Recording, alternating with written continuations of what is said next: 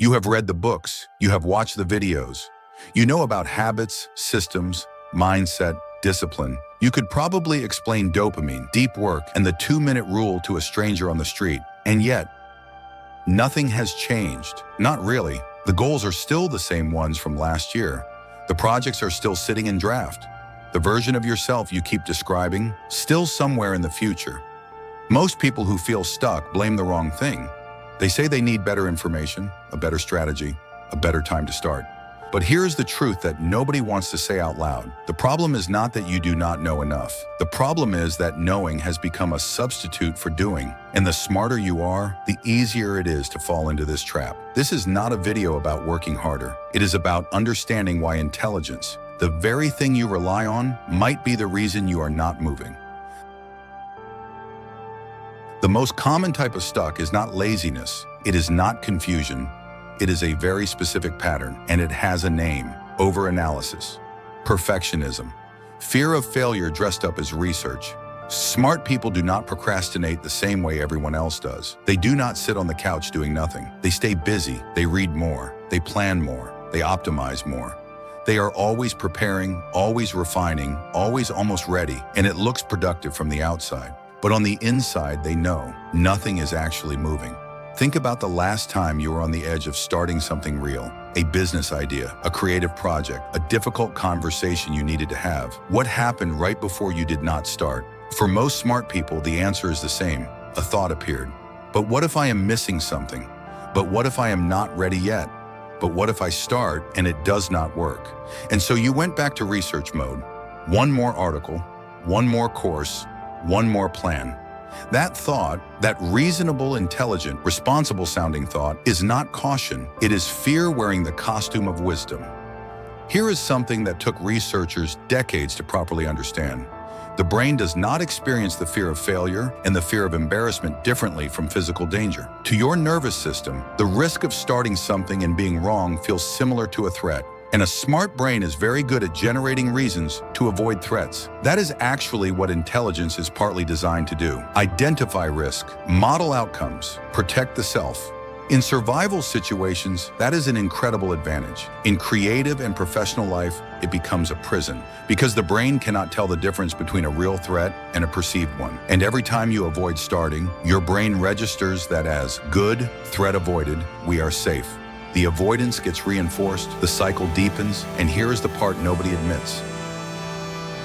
It feels intellectual, it feels responsible, it feels like the smart choice, which is exactly why smart people stay stuck longer than everyone else. There is a concept in psychology called analysis paralysis, but the version smart people experience is more subtle than that. It is not that they cannot decide, it is that they keep finding legitimate reasons to delay the decision. The research is never complete enough. The timing is never quite right. The plan always has one more variable to consider, and because each reason is genuinely reasonable, it is almost impossible to argue with.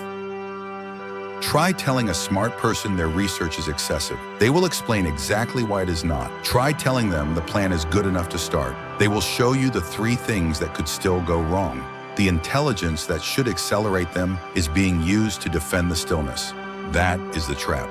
Now here is what actually breaks the cycle. Not more information, not a better plan, not waiting until the fear goes away, because it does not go away. The exit is not through the mind, it is through action. Small, specific, uncomfortable action. Step 1, separate knowing from doing. For 1 week, stop consuming content in the area where you feel most stuck. No more articles, videos, podcasts, or books on the topic. Not because the information is bad, because you already have enough to start. The next piece of information you need does not exist yet. It will only appear after you begin. Step 2, set a deadline that is slightly too soon. Smart people give themselves generous timelines because it feels responsible. But generous timelines create space for more analysis. Cut your timeline in half, not to rush the work, to force a decision about what actually matters. When you have 2 weeks instead of 2 months, the overanalysis does not have room to breathe. You are forced to move with what you have, and what you have is almost always enough. Step 3. Make the cost of not starting visible. This is the step most people skip. They focus on the risk of starting. What if it fails? What if it is wrong? What if it is not ready? But they never calculate the cost of not starting. Another year in the same place. Another conversation with yourself about the same goal. Another version of you that almost began. Write it down. What does staying stuck actually cost you? Not in theory, in real terms. Time, energy, identity, opportunity. When the cost of inaction becomes as real as the fear of failure, the equation changes. Step 4. Redefine what intelligence looks like.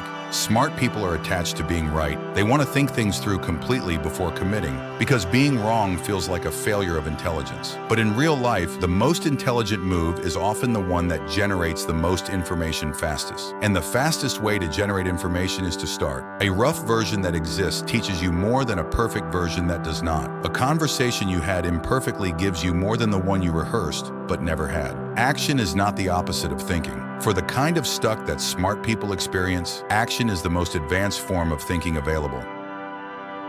Now imagine what changes. Not if you learn more, not if you find the perfect strategy, but if you simply start with everything you already know this week. The project that has been living in your head moves into the world. The idea gets tested. The fear gets smaller, not because it disappeared, but because you stopped feeding it. And something else happens too. The version of yourself that you have been describing starts to become the version you are actually living. Not all at once, but incrementally, visibly, in a way that compounds. Here is the pattern of every person who eventually breaks through. They did not wait until they were ready. They did not find a better plan. They got tired of the gap between who they were and who they kept saying they would become. And they closed it, not with more preparation, but with one imperfect step.